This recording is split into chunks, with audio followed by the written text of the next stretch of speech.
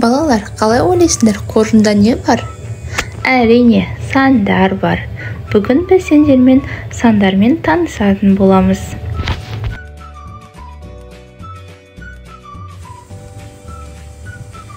Саусағымызға қарайықшы, қандай санды көріп тұрмыз?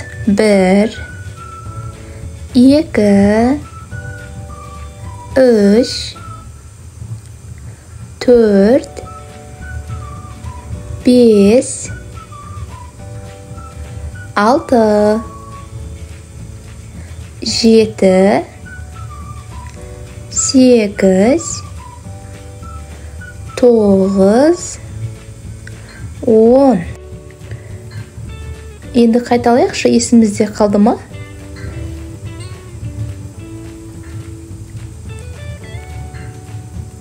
Тамаша, жарайсың.